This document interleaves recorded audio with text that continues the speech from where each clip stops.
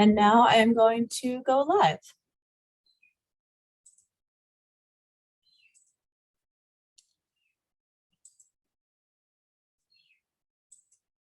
Okay, I'm just going to wait a minute just to see if any attendees are coming into our virtual space.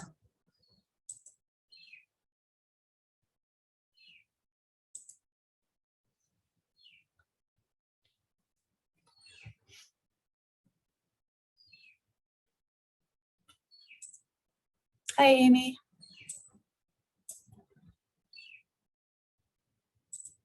All right, let's go ahead and get started. Hello, everyone. Welcome to the Government Transition Advisory Committee Community Engagement Workgroup meeting. It is Monday, June 26th, and we will be here from 6 to 7:30 p.m.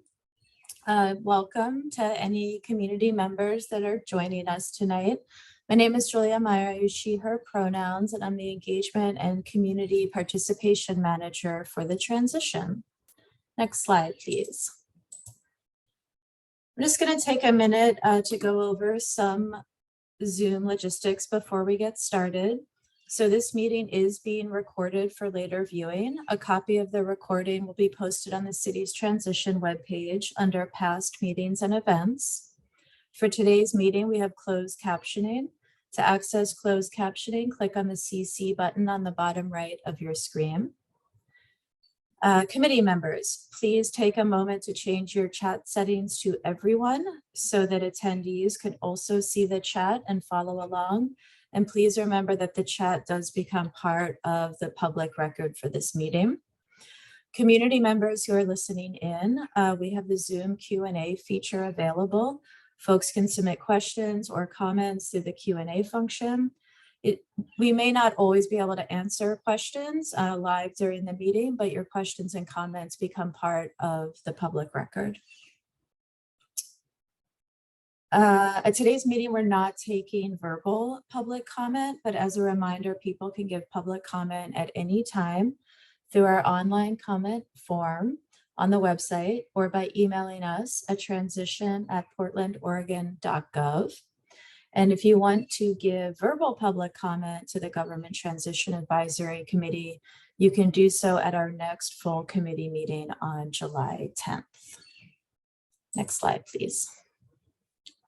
So just as a reminder, the purpose of this community engagement work group is to propose a transition-wide community engagement plan to the full Government Transition Advisory Committee for its consideration.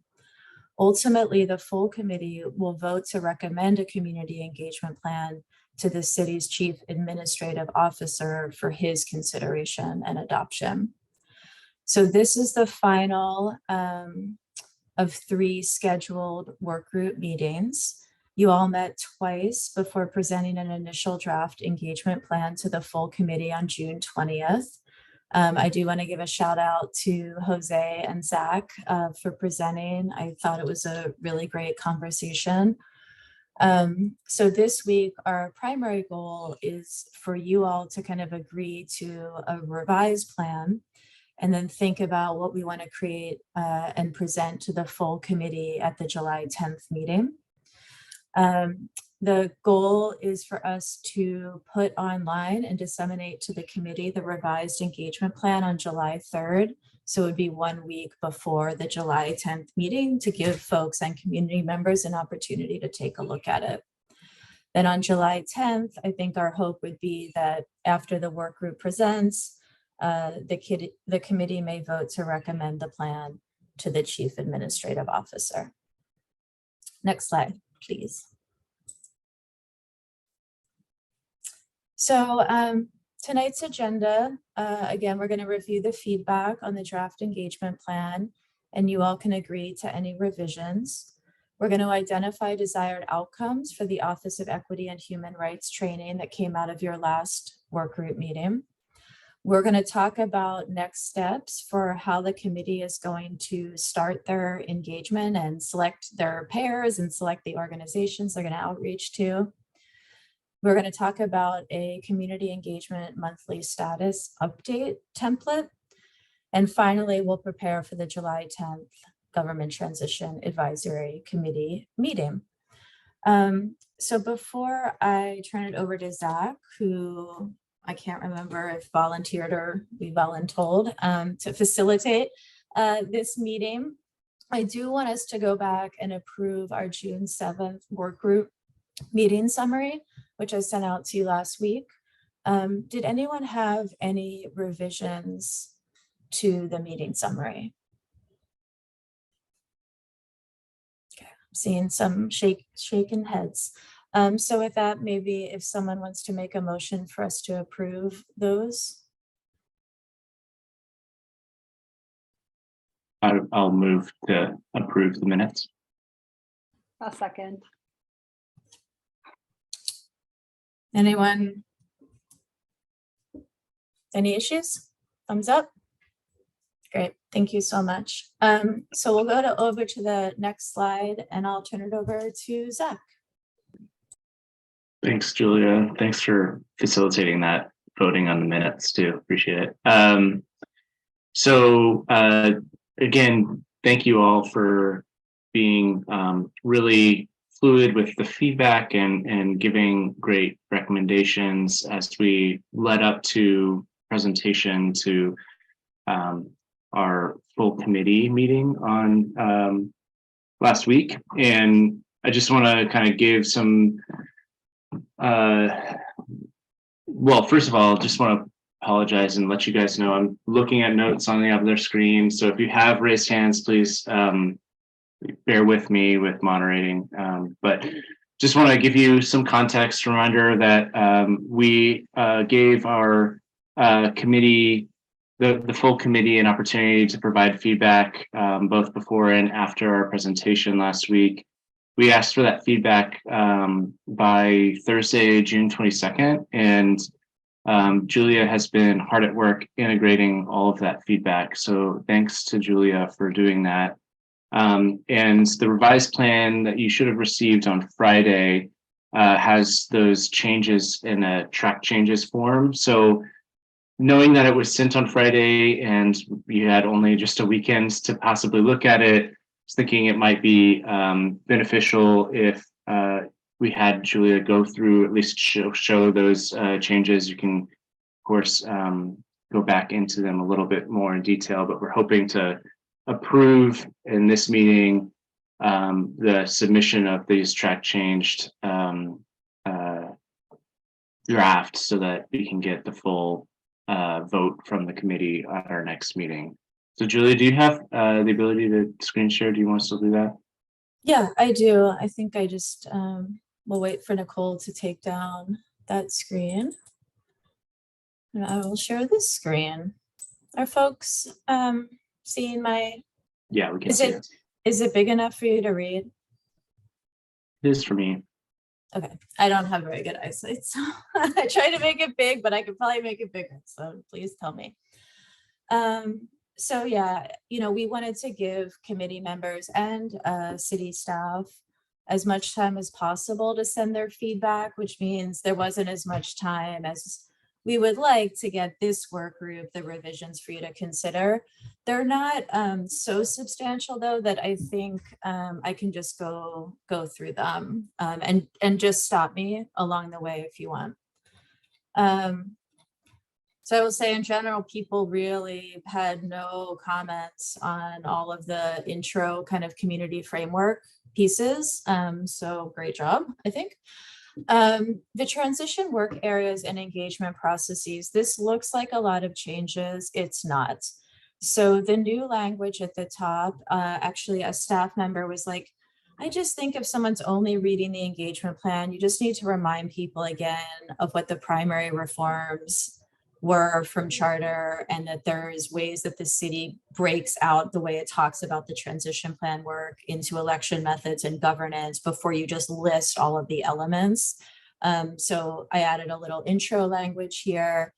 And then the transition plan starts with elections methods and then goes through governance. And so there was a suggestion that the engagement plan, since ultimately it will travel with the transition plan, should just be consistent with that and list election methods and then governance. So there's not edits here to the content other than flipping the order of elections, methods, and then governance. So that's all these. This one did, oh, sorry, I'm skipping something.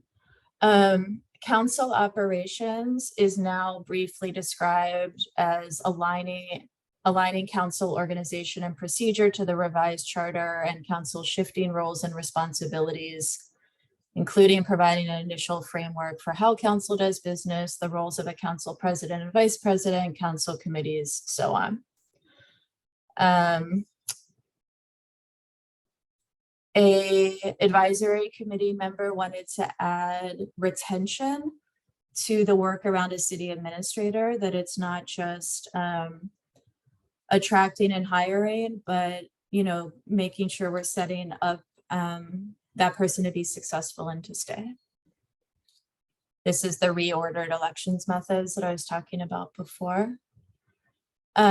Before we do the laundry list of engagement processes, someone just thought we should say that these may be employed. It doesn't mean that every element of the transition will have all of the engagement processes. So one of the engagement processes is conversations with bureau directors. A committee member suggested we add that could include former bureau directors that may have knowledge and experience to share. I made that change.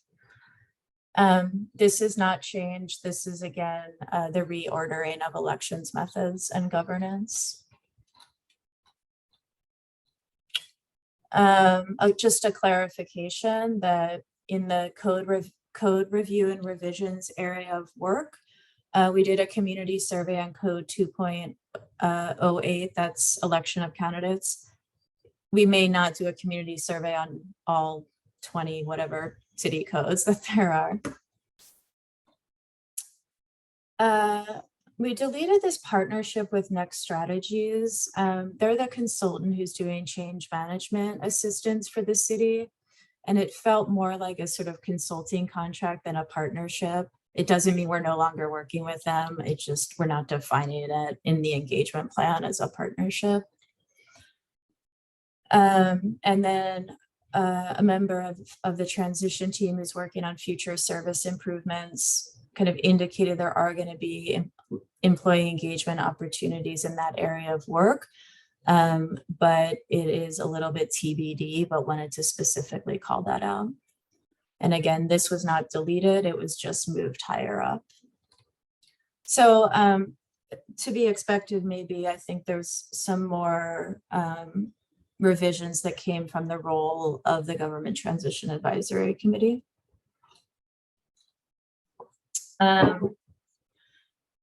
So this one, the first, well, actually the purple one I think is Zach's, which was, just, I think some language to remind folks that you all or the advisory committee is not the sole entity responsible for community engagement in the transition, right? The city is doing lots of engagement as well. And so really seeing, the role of this committee as a value add, but not as a shifting of responsibility from the city to the advisory committee. This first red underline I thought was good. I forget who it was who said this in the meeting. Some of this I got in writing, some I took from suggestions during our last full committee meeting. That it was well, for the advisory committee engagement, where does that engagement come from? So just noting that the opportunities can be generated from the committee or from community, but that the committee is responsible for identifying gaps in who is being reached and will proactively outreach to fill those gaps. Then this is that description that we went through of the what we're proposing the committee do. Every quarter is just better language. Working in pairs where appropriate. this was just, I think pairs are great. I imagine a lot of initial engagement will be in pairs. Maybe it's pairs all the time, forever for someone. But there's probably also going to be times based on like where we are in the work or the committee members' relationship with the group they're engaging, that requiring pairs seems like an unnecessary kind of burden. It doesn't mean we're changing, I think, maybe our work group's recommendation that pairs is a good thing and pairs will always be available if folks want, but not putting in writing that it has to be in pairs, because that actually limits you from doing engagement not in pairs. Or what if you need me to come, but you don't need another committee member, right? Like then somehow we'd be out of alignment with the engagement plan.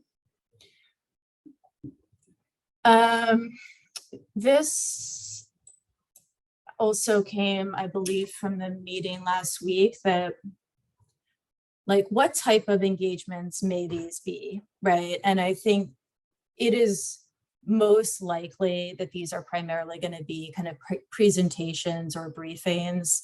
I imagine at some time there'll probably be like more in-depth policy discussions where you're really trying to get kind of expert, input from an entity. But I think the committee members' point was like, can we just give some description to community so they know what we're talking about?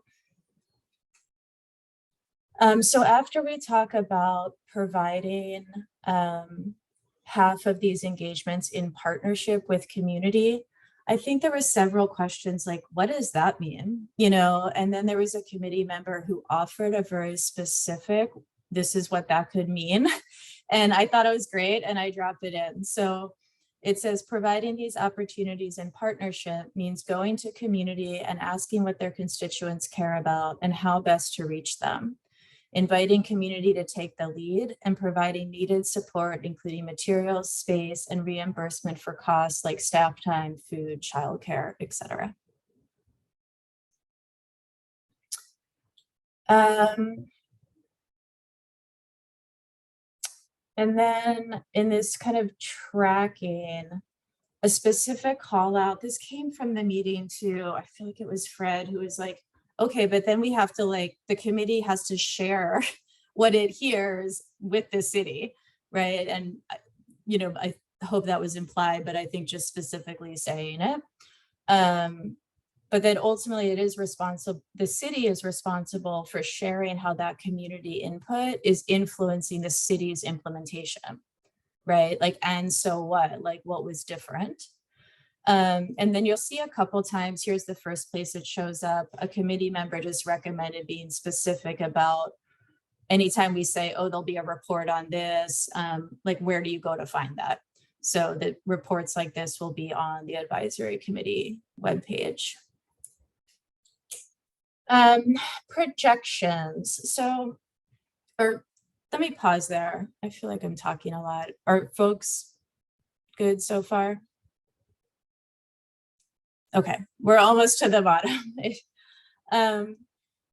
So projections, there were a couple questions, one from actually a teammate of mine, one from a committee member, about why is the charter review engagements listed in here? Honestly, I think to me, it was just a helpful tool because I'm very familiar with them and I know what each of those took, and it was a similar length project. And it helped me sort of know where the differences were in the emphasis of the engagement.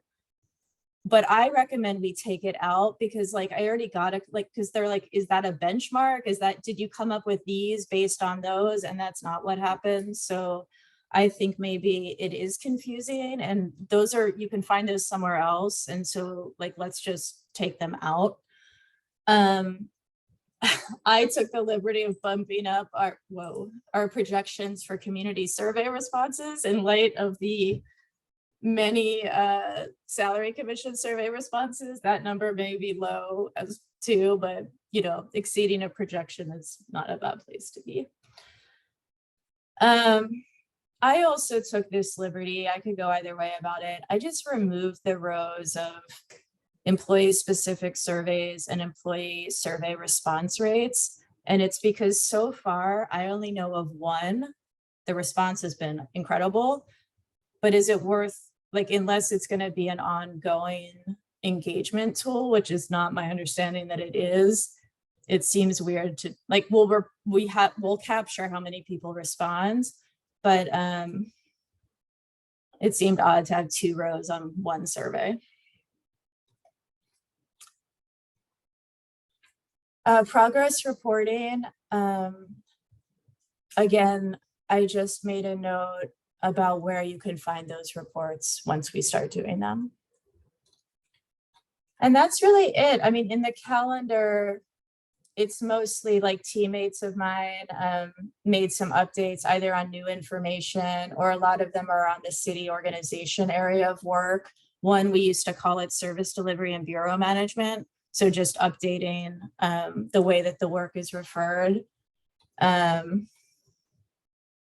like, we now know we're going to do a community workshop on city organization in July, and before we thought it was in June. So I made the movement. I don't think there's anything of substance that came through that. Oh, I guess I'll note this one. I mean, so this middle column is other engagement.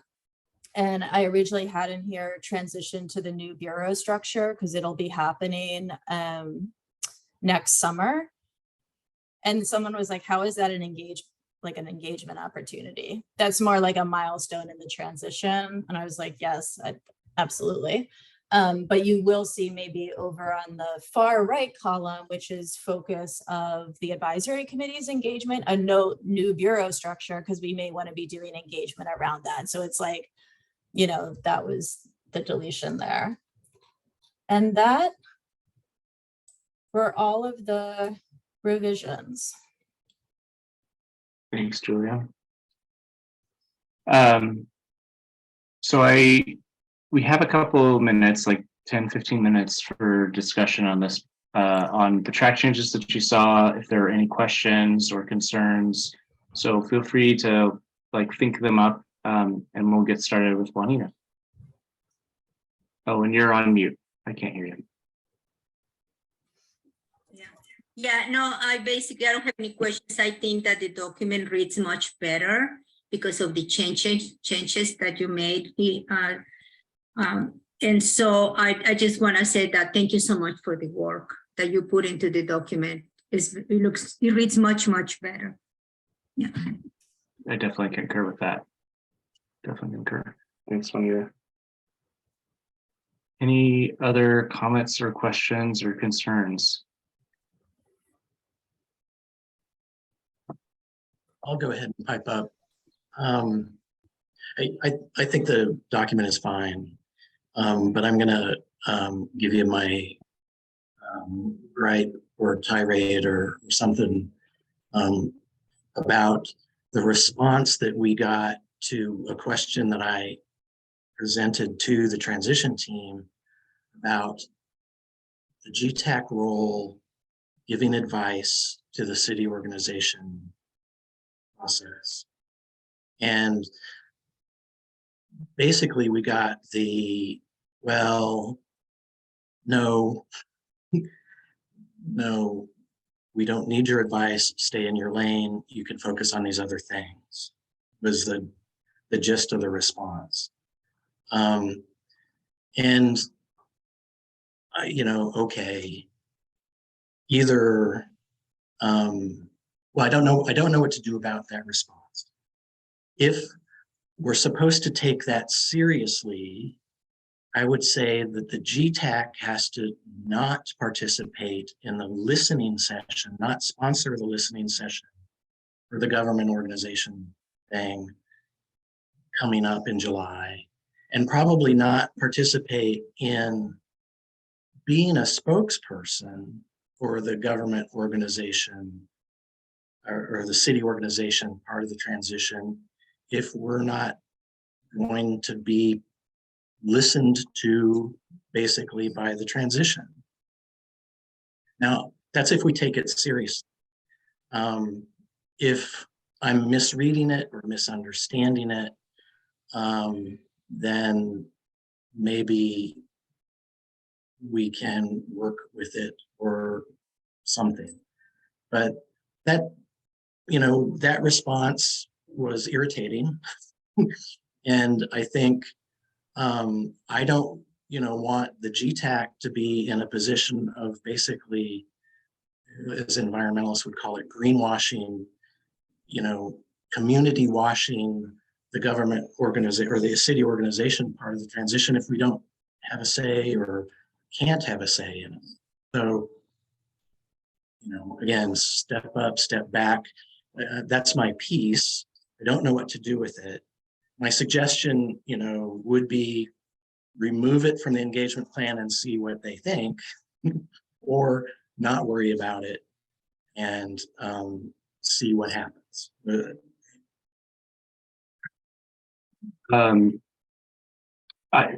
Julia, or if you want to respond to that now, I have a clarifying question, which this is me being completely maybe naive to where you're coming emotionally, Terry, so I apologize.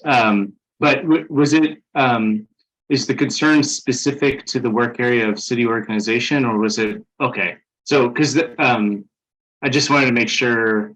We had a conversation 2 meetings ago, I think, where there was a general consternation, or I don't know how to describe it, from you about just the community engagement and why is this a role when advising is there in the title, and you may still hold those reservations, but I just wanted to make sure to clarify where this is, so that we can maybe best equip ourselves for responding.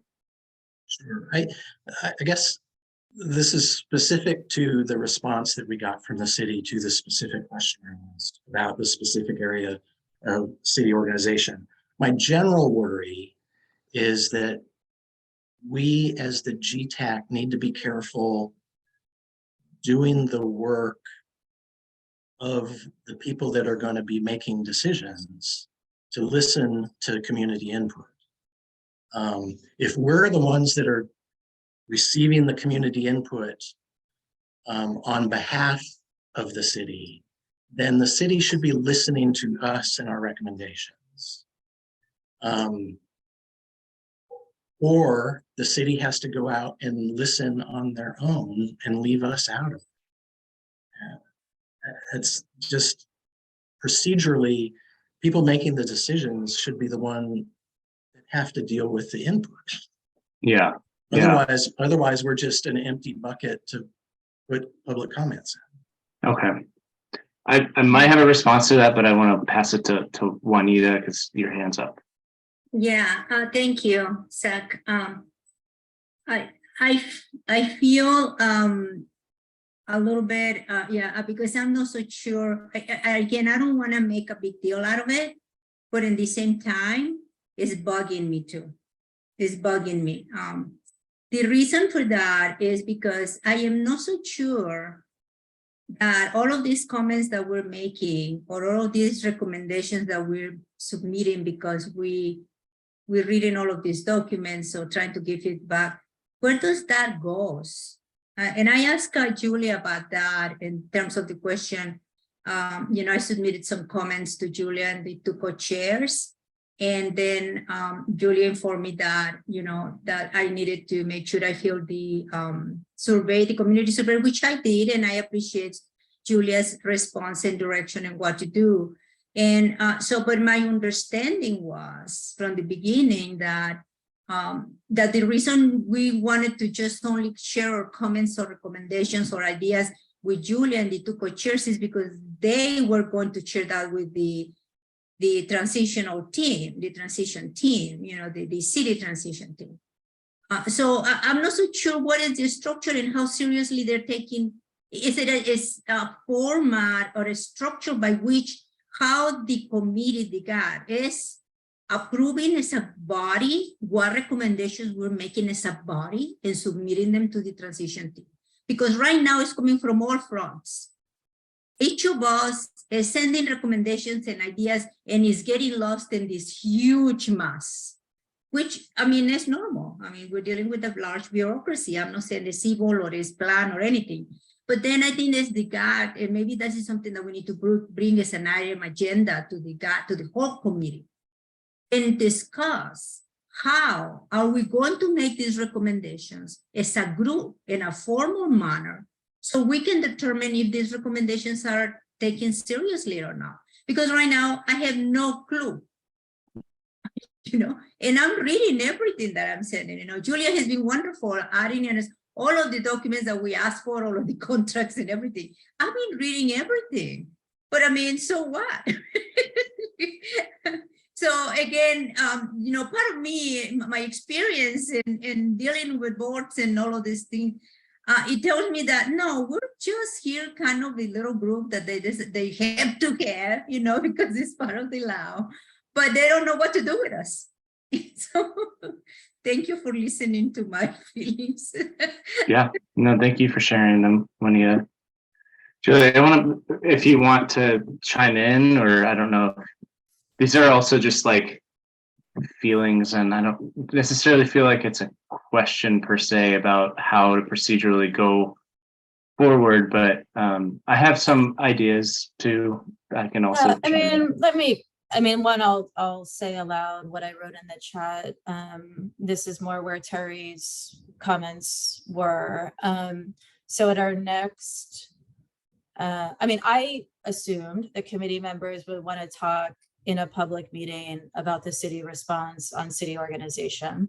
The reason we didn't do it at the last meeting is because at our next meeting, we have 75 minutes with the city organization team members who do that work day in and day out. And it's a pretty good chunk of time versus the meeting where you have the code 3.02 staff members, right? Like it just didn't make structural sense.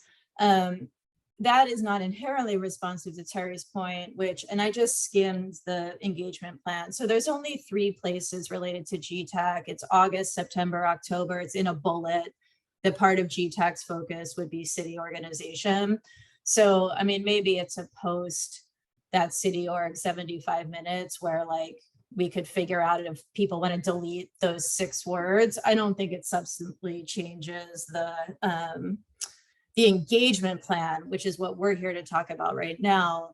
I do think it's a great question of like, does GTAC then want to host a listening session on city org or not? That feels a little bit more connected to that level of detail isn't in the engagement plan. So I think we're okay there.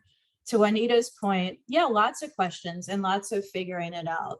I will tell you right now, there's all sorts of different information that committee members send the co-chairs. Some are musings, right? Which is fine. They're all fine. There's nothing I've gotten that is not fine, right? I'm just saying some of it is like really discrete questions that I can just be like, this is the answer. This is where this information is. Some of them are recommendations. It's all over the place. I cannot.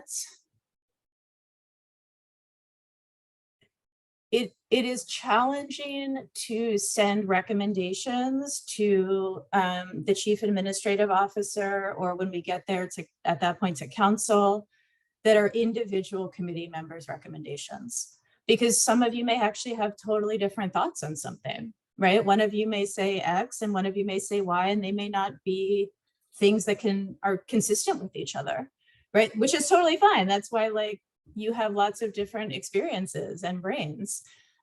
So at some point, if it is a matter of the committee making recommendations, you have to have that conversation in a public meeting and probably vote, right? Do we want to make these recommendations on code 3.02 as an example, right?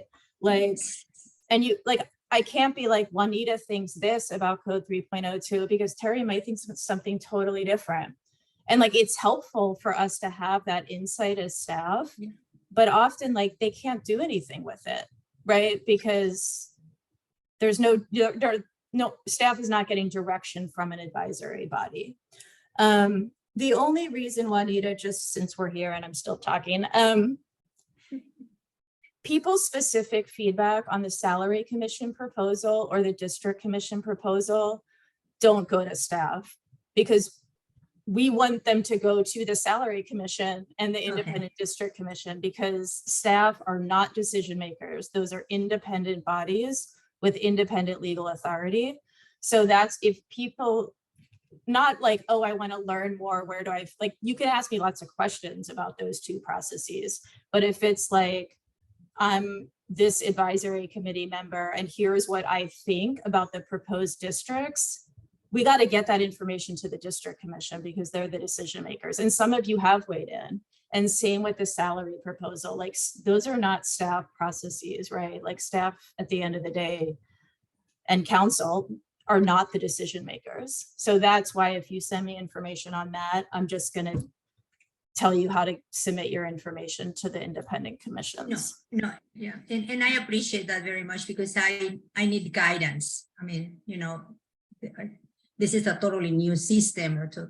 So I thank you so much for responding to our concerns or perceptions, Julia. But I think that I agree with you that is basically we need to take this, if we take it seriously, we need to make it as an item in the agenda for the GAG and to have the discussion about if the majority, we can, I think it's important that we vote, because if everybody feels that they're being heard and that they feel that their input is being, you know, that they don't need to, we don't need to have a formal system or process to submit recommendations to the team, to the transition team.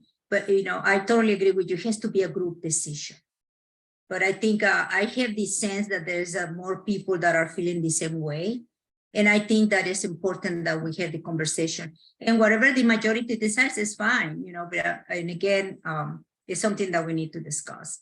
Because sometimes it feels really, you know, the thing that concerns me also is that I feel if we don't have a good system for us, that we're going to be here, you know, for 2 years, and the process was not well thought out from the very beginning. And so how were they going to handle us, handle our feedback, you know, because they say we're an advisory committee for the whole team, not just for engagement. And so, I mean, then when I hear the team saying that they don't want to do more formal structure or processes for the new county, city council coming in, and that they're going to wait until they're seated and that they can do it, I'm thinking, oh my God, we're looking for a lot of trouble. So just that. So I don't know how the rest of the team feels. Thanks for that conversation. Oh, Terry, you've unmuted. Yeah, actually, I was just going to say Zach had some thoughts and he should speak them. And then just quick response to Julia. If this doesn't affect the plan and we're here talking about the plan, that's fine too, you know, and I think that's fair and we should get to the plan on its way, but I just thought I'd raise it. No, the plan is separate. No, and this is ongoing work, and we are happy with what we're doing. No, that's perfectly fine. It was above and beyond that. Yeah.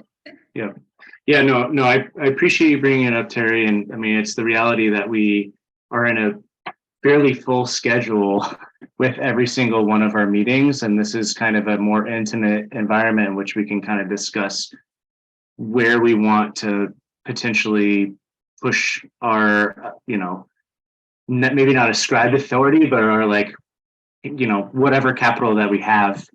And I think, you know, one avenue of this, ultimately our decision makers are our city council and all of these decisions. And I think if the draft transition community engagement schedule is correct, we'd be looking at council adopting organizational structure by sometime in October, in which case there are opportunities for us to both individually and potentially as a group try to get ourselves into the conversation at council. And so one method is physically being at those hearings, which I know is kind of logistically challenging to then have a spokesperson try to represent everybody. But another option is to have a report. And I think that we could theoretically, I don't know how glossy it would have to be, right? But like to have recommendations that everybody votes on,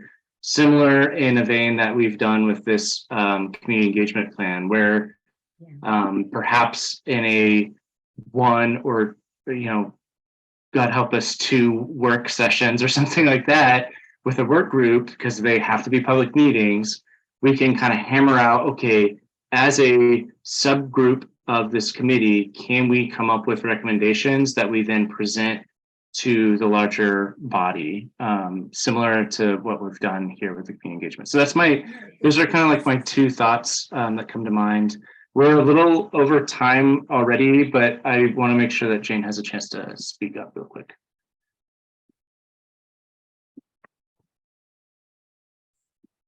Thank you. I want to echo what Zach is saying. And Terry, I felt your pain at the last meeting. And then I thought about it all weekend. And this is how I landed. There's a lot of stuff that's just in motion, that very, very smart people at City Hall are working on this, and fabulous staff, but it's not really being unveiled. We have a tendency to be the first kind of nose under the cover, as it were. And that's always an anxious place to be. So where I landed with it was, I just decided that I was going to take the situation of salaries.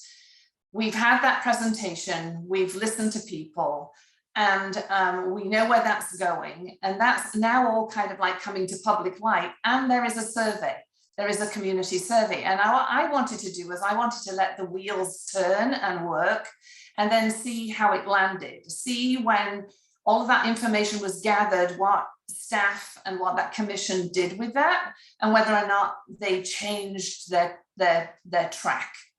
And hopefully we would be sort of privy to that, because Julia would be saying, oh, I can feel that in the wind. They need to come back to GTAC and talk to us. And then if it was obvious that they were still plowing the same furrow, as it were, and they hadn't really taken the information that they'd heard from other smart people, then that would be the time that I think that we would say to Julia, well, poo bar on that. We need to, as a group, kind of like say, listen, this is what you heard, this is what we heard, and there needs to be more work, and these are our recommendations. I just kind of like think that we're in that fearful position right now that we hear stuff first and we don't know where it goes. So I just calmed myself down with the process for salaries, because I could get my head around that.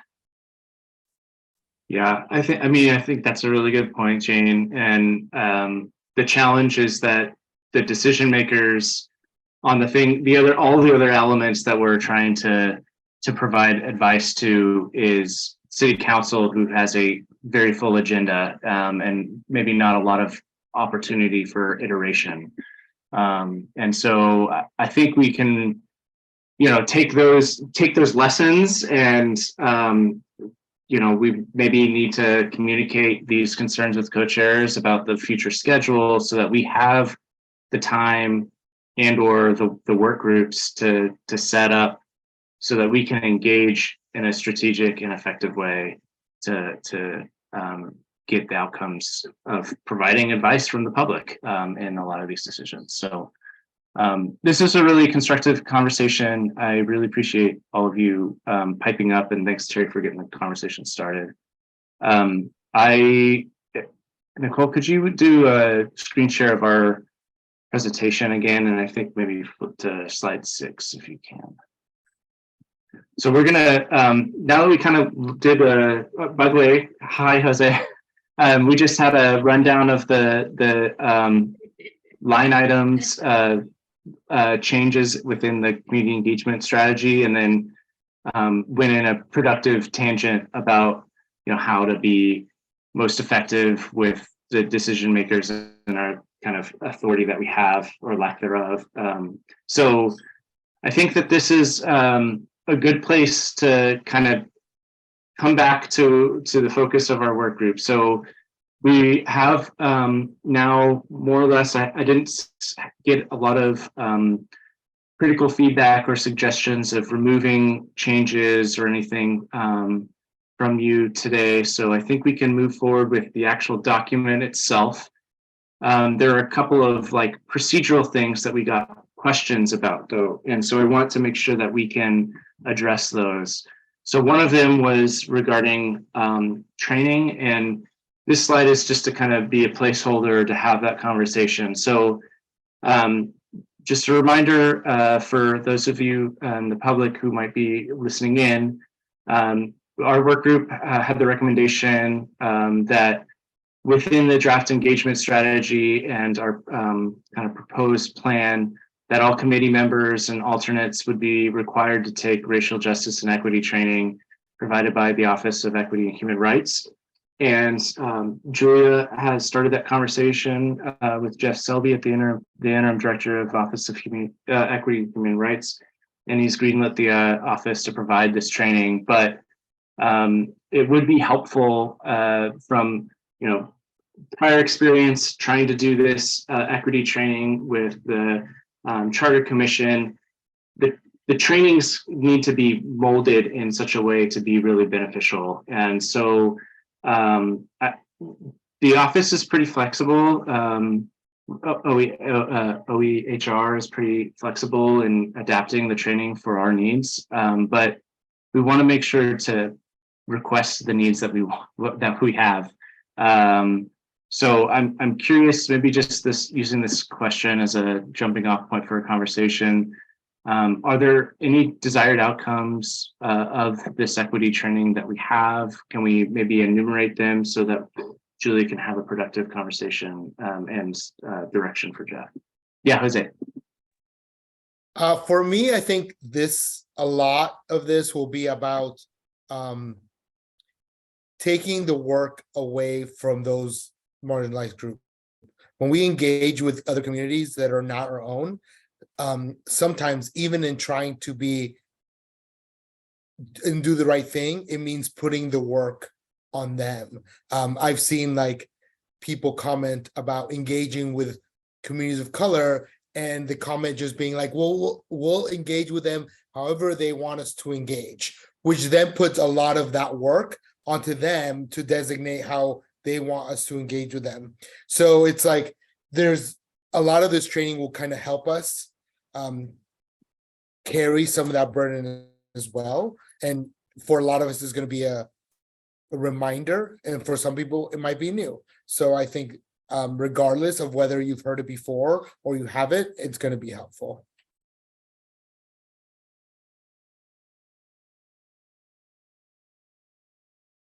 Sorry, I'm on mute. Ju, is that a helpful focal point? Do you have any clarifying questions for Jose and capturing that idea? Oh, Jane has her hand up. Oh, I think that was from the previous discussion. Oh, okay. Sorry, Jane. I just didn't want to speak over you. I think it is. I mean, I'd like to give maybe if we could do a bit of a round robin, if maybe everyone could just try to list something. I think, the Office of Equity and Human Rights does many trainings, right? And it benefits all of us just to make sure, they're going to create something for you. And so we want to be able to give them direction. So you all know the committee as a whole too. So, it was this work group's recommendation that this training be required. So, what information could I give to the Office of Equity and Human Rights that just will help them make the most responsive training possible? And Jose's is great, but if we could maybe get a few others out there, that'd be helpful. Yeah. Amy, go ahead. Yeah, for the training, I'd add some information, or would request some information around trauma-informed outreach and how that works. And also some historical information about marginalized communities in Portland, specific to our city. What does that look like? What groups were traditionally marginalized, information like that. And then just some kind of information around anti-racism. I know that the city probably has curriculum that's just employee curriculum. So I think that would be probably fine, but just, yeah, those are the three things that I think would be helpful to have in there.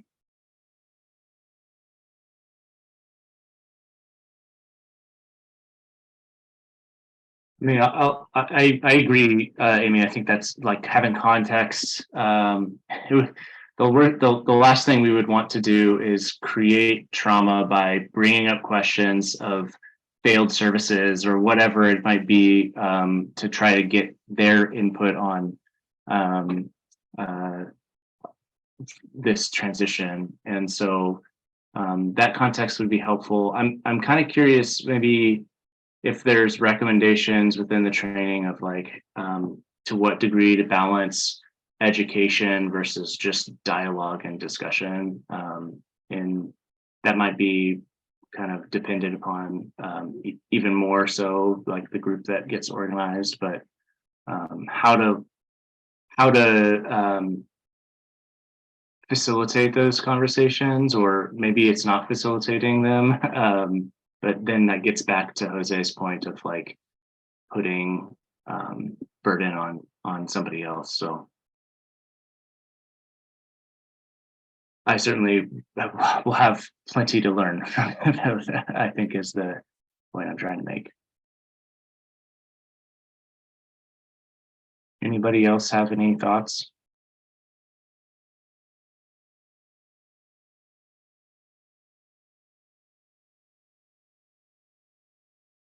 Go ahead, Jane.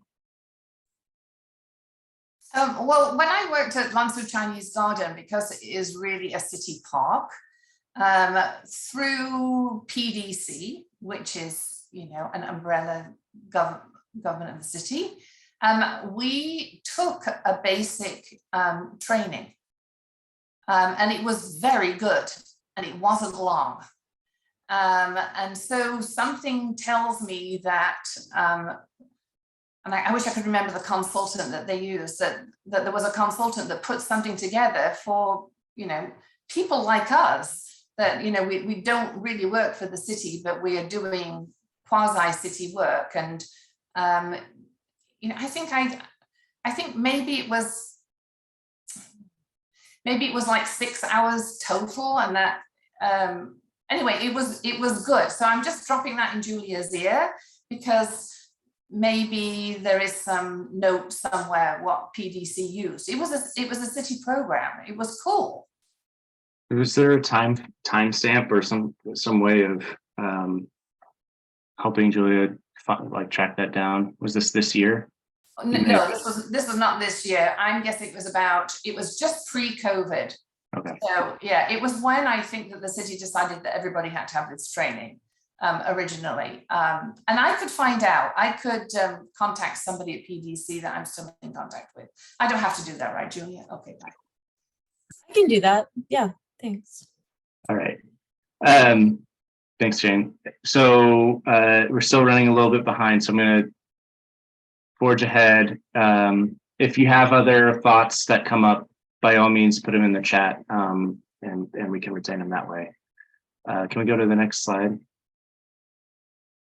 All right, so the other kind of operational challenge that was put back to us from the committee was how do committee members identify their initial pairing and like the engagement strategy. And so I believe you received in your email for this meeting a spreadsheet.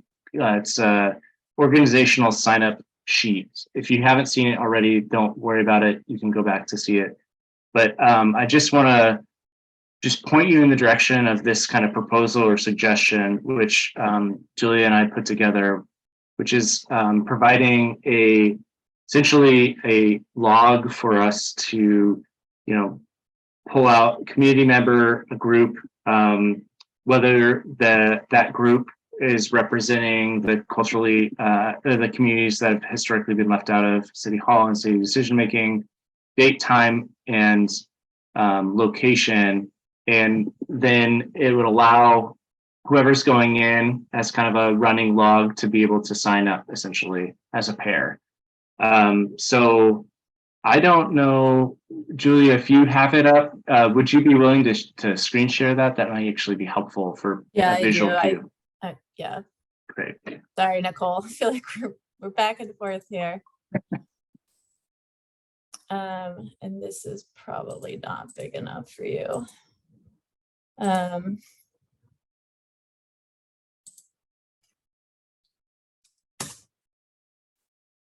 So this is kind of an example. Again, you can go in yourself, but I've gone ahead and trialed it, and I reached out to NPNS and got a meeting set up for early August with their board. And so just trying to like see how this works and kind of get the ball rolling. It was very easy to document one, and then like I guess the question to all of you is, are there details that are missing within this way of trying to identify the pairing and like also help us as a whole committee to be accountable in doing this engagement?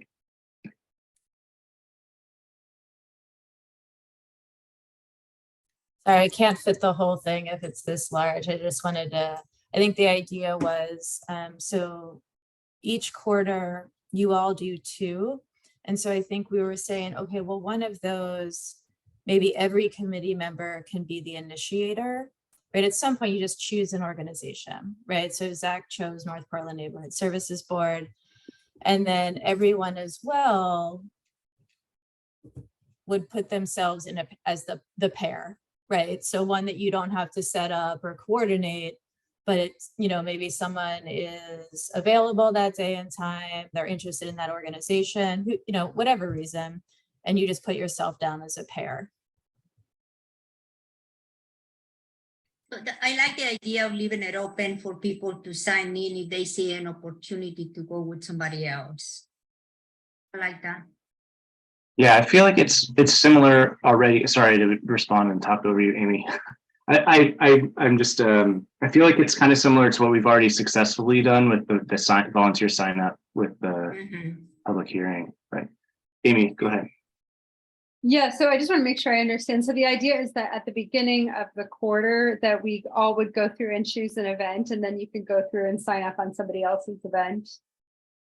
Yeah. Okay. Yeah, I think so. And you know, check there. Yeah, and if you have more than one, like I indicated Street Roots, like I have connections over at Street Roots, and there, you know, I'd put yes, and then the community or communities that it would help kind of that we're hoping to reach, and then that way it's easy for like data mining for Julia for the final reports, as well as, you know, relatively straightforward for those of us in the spreadsheet to sign up. If you're maybe, oh yeah, like I have a connection, or I'm a North Portlander and would like to be there, or something along those lines, as an example.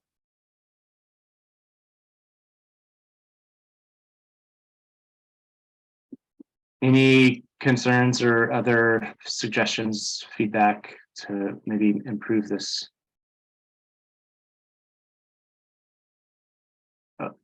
The only question is, so for Julia, there was another form that we start filling up with contacts that we have already made. Do we know we could there in the past or not? That I answered my own question. Thank you. This is future. Yeah. Yeah, this will be ongoing for the duration of the transition at this point. Yeah, And, you know, remember when we had our last committee meeting, I think people in general responded really well to the proposal that you all made to them, and their heads were already like, okay, how do I do it? You know, great. But so I think this is just like as simple as Zach and I could think of. And this will not change your requirement to track the engagement when you do it, right? So then once you do something like this, you know, you want to make sure you fill out your engagement tracking form as well. Yeah. Great. I'm going to pause one more second. And okay. All right. So let's jump back. I'm putting the staff at a lot of work with the screen share. I'm sorry about that. Thanks, Nicole. Okay, so let's go. Well, we're already at next slide. Perfect. Okay, so reporting. So the goal again is to help kind of report back to ourselves and to the community who we've like how much engagement we've done.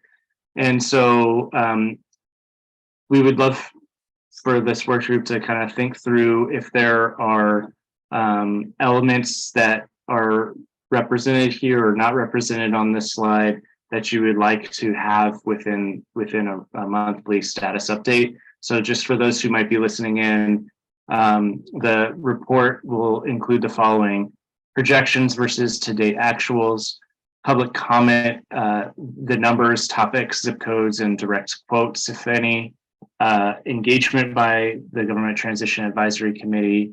So that would be what we've just talked about.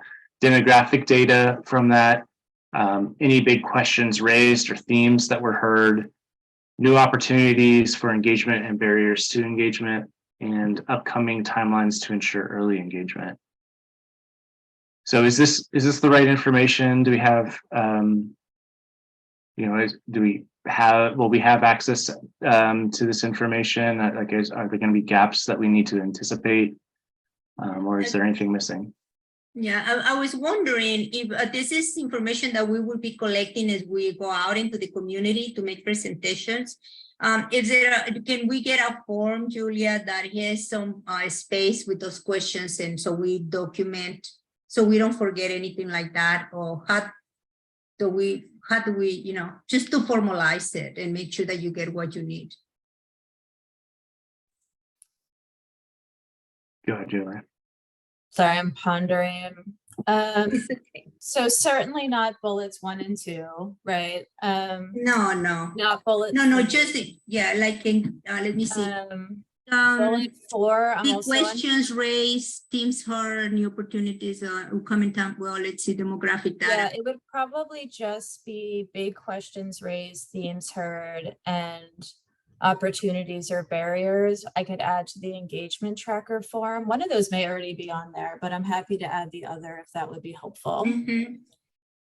Cool, yeah. But I think I think this report is not just about advisory committee engagement, right? So when we talk about themes, for example, it would be themes from your engagement, but this month would be the theme from the 500 salary commission survey responses, or so it's going to be data that comes from multiple places. Okay.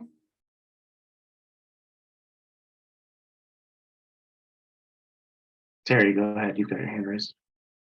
Just one other thing, just maybe you put this on a bullet on this list, but I'm not sure how you do it.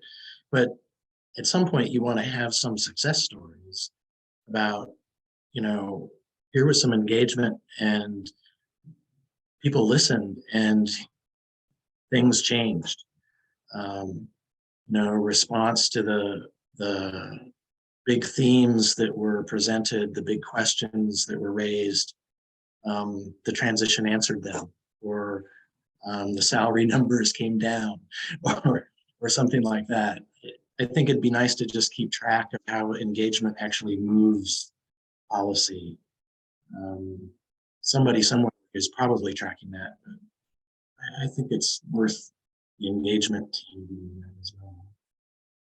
Yeah, I think that's a good point, Terry, because it was something that we chewed on about rewording within the community engagement strategy of these like metrics really not being performance measures as much as just being metrics. And so you're getting to a really good point, is like, how do we define success? Like, we've got all this engagement and that's like outputs, but they're not outcomes. And I don't know, smarter people than me might have an idea of how to do this. Well, I think it's a fool's game to try and quantify that. But I think in terms of a PR strategies and stuff that you might want in a story to be told, having those stories documented in the engagement framework is probably a good place to do. Like it's like you're thinking about it.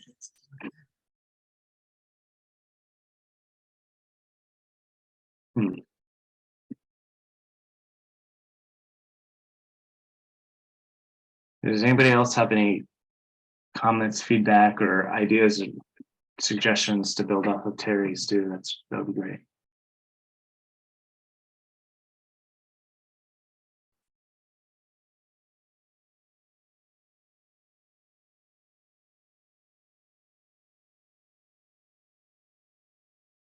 Well, I do think it's a good, I like the idea of, I think you are right, Terry, that it is a fool's errand to quantify that kind of thing.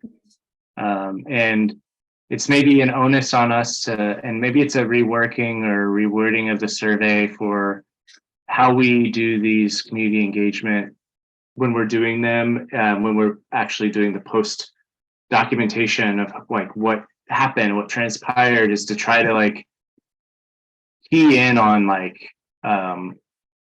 anything of substance that feels like there was like a positive, like I don't know, like I don't know how you like define that as a story or something, but I feel like for maybe a large portion, I don't know how much of our engagement is going to be completely independent from city staff who might have the time bandwidth to like maybe document a story that would be a useful tool or an anecdote. I think it should be maybe as part of our materials, like in preparation, is not only are we going to provide, some suggested questions and this kind of guidance of how to pair and that kind of thing, but it's also some language to,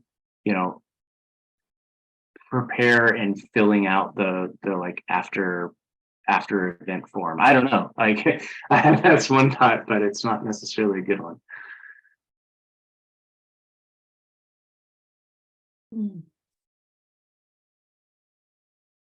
I think the best way would be, but the problem is that we don't have time to measure that.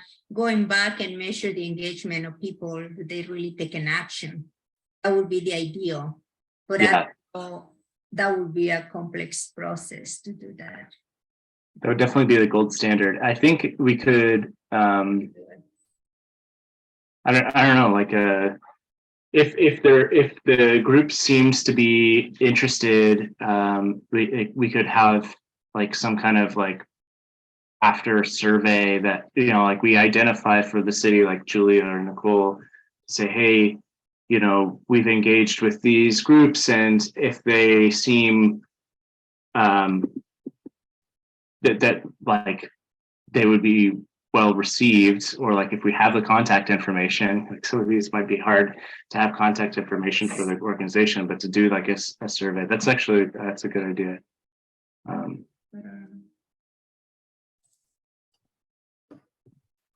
I was going to say,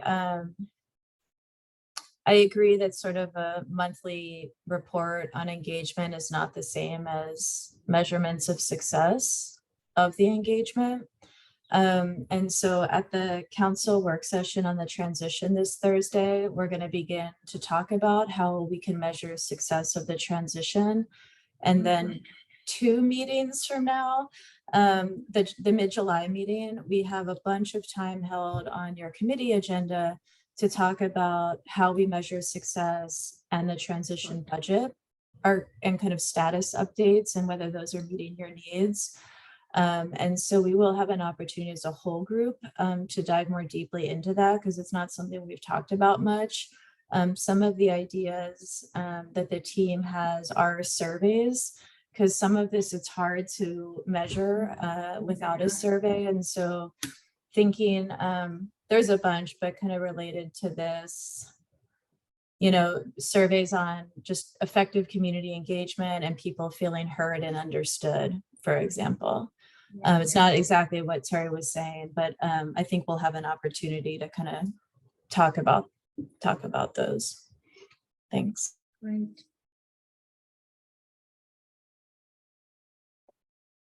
Yeah, Jane, you got a hand raised. Yes, I think the challenge here is at what point when we go out, can people actually affect any kind of change? I mean, so often when you're doing community outreach, you're giving people a whole bunch of information that they may not have seen in the media or on social media or where have you, and then you're giving them an opportunity to comment. But one of the things my experience is having done this when I did this for 9 years at the port, but you never want to let people know that, in fact, that everything that they say is going to be written down and heard and then acted upon. We have to be really, really forthright in what information we're going to give and where the community can really engage and make their voices heard. So one of the things that I like is I do like these listening sessions and I do like the surveys. And I would encourage the city to do more of those, because then when we go out, we can just say, this is the information we've got right now. There's a fabulous survey. You can find it right here. We'd love to hear from you. Let's have a little conversation amongst ourselves now to get the juices going. But in fact, people really then feel that information has actually been taken. So that has always been my problem here, is there's a bunch of stuff. There's stuff that people, particularly when they get to the point where they have to learn how to vote and how it's going to be differently, where it's pretty much cast in stone. There's no opportunity for change here. So one of the things that I was thinking about when I wanted to go out was I wanted to look at the schedule to be able to say, want to go and talk about these particular things because there are these real opportunities coming up for the community to really weigh in. So we don't just feel like we're talking at people. Yeah, and I think that's in part what we tried to do in adding that or third or fourth column in the calendar and of our community engagement strategy, but it doesn't get to the detail that I think is really helpful, which is like we kind of need to know how to use that. And so like I guess I'm going to just use an example. When I was reaching out to North Portland's neighborhood services was, you know, I know that when I'm meeting with them in August, salary is already going to be voting. And so I'm going to give them all of the materials that they need to maybe contribute to their survey now and tell them, hey, I've got some guiding questions that you could share with anybody who's maybe coming to the conversation. It doesn't have to stick to that kind of a focus of the conversation, because I mean, the public might have very different interests to talk about with us, but I think it would help with making sure that the conversation is less reactionary and more thoughtful, and also, you know, they feel more equipped to immediately provide public comment. And I intend, and I think maybe we can help provide feedback and assistance for all of our community members, right, is to have like some sort of boilerplate language with links to have as a follow-up email as a thank you, but also to say, hey, and would you please pass this message along of here's where to provide public comment, here's where there are future public meetings or that kind of thing. Because I do think that would be a useful tool, and I'm happy to do some of that kind of content development, but I think it's important that when we do this kind of stuff, when we're developing stuff, let's not be siloed about it, and share it with everybody. And so I ask Julia to maybe make a mental note for help me make that mental note for when we present at our next meeting to really call out that action for the committee to just be more forthcoming and sharing like what they've done and providing after engagement email or whatever, so that we can kind of have some content, so we're not just having to create original content time and time again, and or having to find all of those links. So anyway, so let's Can I add one more thing? yeah, oh yeah, sorry, Amy. Yeah. I wanted to know if I love what you said about the follow-up, the content, and how can we make sure that we have that content at the ready. My comment was included in the public comments, the numbers, topics. Is that also including, is that just stuff submitted as public comment related to something, or that's like every piece of correspondence the city is getting about transition activities? I think that's going to be a Julie question. Yeah. I was gonna give it to Nicole, who's our public comment expert. Okay, Nicole, take it That is away. what I spent all day Wednesday and Thursday doing. Yeah. As and probably for 3 hours tomorrow and 3 hours on Wednesday. So it is every piece of public comment that comes in either through the transition inbox. The Independent District Commission also has an input box that it comes through. That is any survey, public comment survey that we have created. And that it also includes, so there's an Independent District Commission survey. There's a salary commission survey that is currently out right now. So folks are providing comment there, that is being gleaned. Some folks do leave that public comment blank. And then we have a separate transition public comment that exists in perpetuity through the transition, where folks can always provide public comment through that. So it includes every piece of public comment. And then when folks submit public comment and they happen to give it to a staff person, they forward that to the inbox and then it gets recorded. And then if folks are submitting public comment through 311, we are working with 311, they submit that comment, those comments get answered and then also become public record. And then in particular, when we have public comment hearings like around rate coast loading, all of that record goes into our public comment tracking as well. And so public comment from city council meetings is also included in that tracker. And as we create new ways to have public comment, it will go in my master spreadsheet of public comment tracking. And if there's other data that folks want to see, if it's possible for us to collect it, like zip codes, not every form includes zip codes, or zip code data tends to be smaller because most folks don't include their zip code in their email address. And so our data is based on sort of what form folks are taking in. So we get more specific data from our SurveyMonkey transition comments than we might get from someone sending us an email, depending on what sort of information they decided to include in that. And so our data is what folks are choosing to share with us around it, and every form of public comment and avenues that we have around it is all included in those monthly summaries, and all of that is posted on a monthly basis. I've been behind, but we should be able to get that at a faster pace moving forward, but I'm not going to guarantee next month because we're at a very high level of public comment tracking at the moment. Okay, that's my question. So if we like let folks know that you should email your public comment to this, or they get some random contact off like some website, that'll all go to the same place. Correct. That is all goes into every single email, SurveyMonkey message that might go to Julia or someone else on staff gets collected through those portals and logged into our master spreadsheet. And then I take that monthly data, or however folks are requesting their public comment being submitted to the different commissions. I've created reports, different levels of reporting for folks. I have an independent district commission one I'm doing starting tomorrow that summarizes the comment that we've started to get from the 28th forward of May when that comment went up. And so there's just different tracking that we do around all of that public comment. So whichever way that it comes in,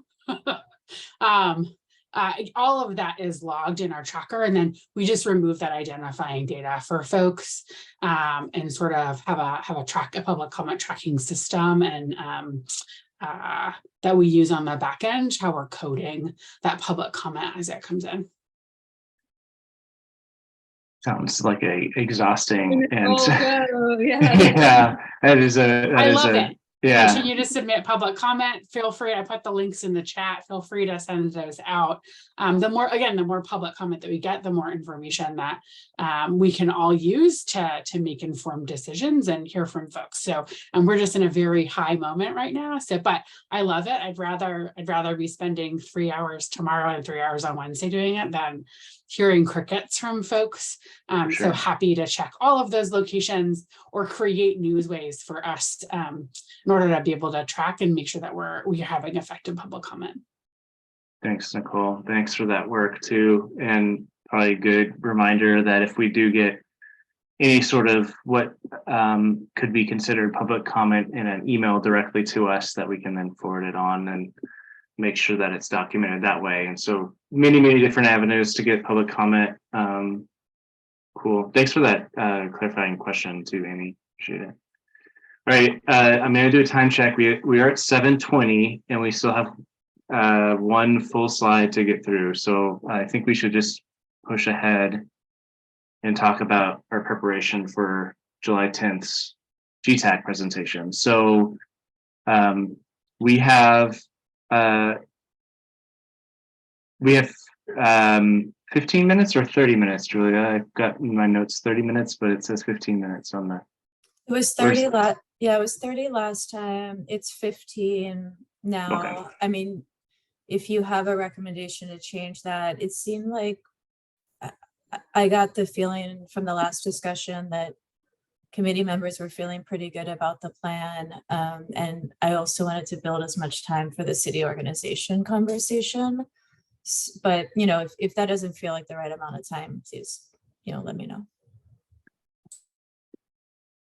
I think if we, well, I don't want to speak for the group. I think we might be at in jeopardy of going over 15 minutes because we have to present on kind of like some of the operational stuff that we've discussed.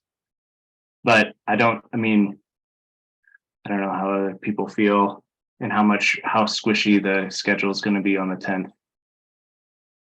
Jane, go ahead. Thank you.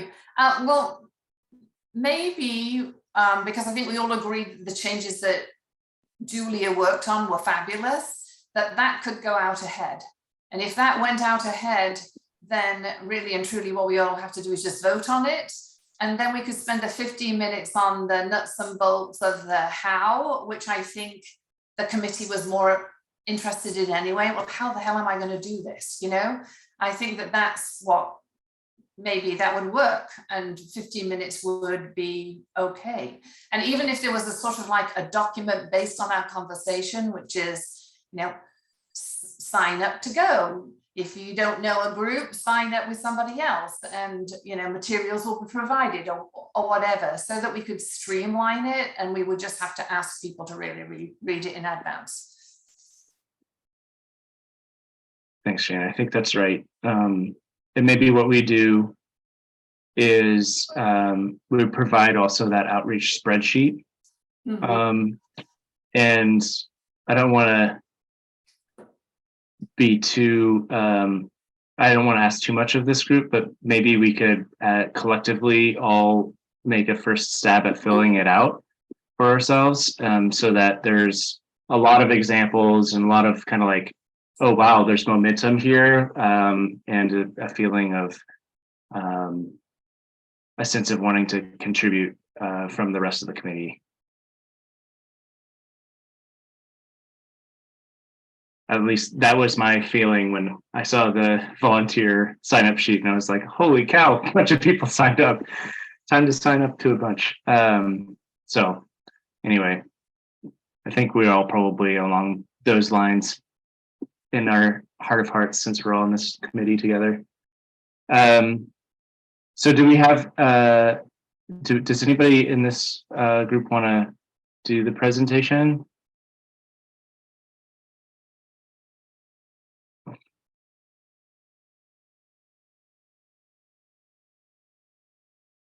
I feel like it's like nose goes or something. Can help with the presentation, or I'd be down to do it with somebody. Thanks, Amy. I will help with you, Amy, and you know, we'll see if we can just hand it off to you because I think you're going to be great. No, I don't think it's going to be more than like one slide of presentation, probably, especially with 15 minutes for both presentation and discussion. Anything else that we feel like we should be prepared now we've had a chance to know how the rest of the committee responded when we first did this? Do we have any ideas or does anybody have recommendations on things that we should or should avoid doing?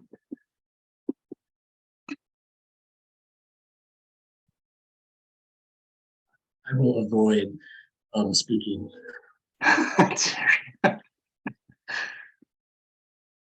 Well, hopefully you feel comfortable speaking if you feel like the need comes up. Yeah, Jose. I will say just leave as much time as we can for discussion. Yeah. All these different questions come up, and I would say that everyone on here should feel comfortable to answer if there is a question that we haven't answered to, because we've talked a lot about a lot of things. So some of those questions come up. I definitely agree. There's evidence in our own conversation today. So.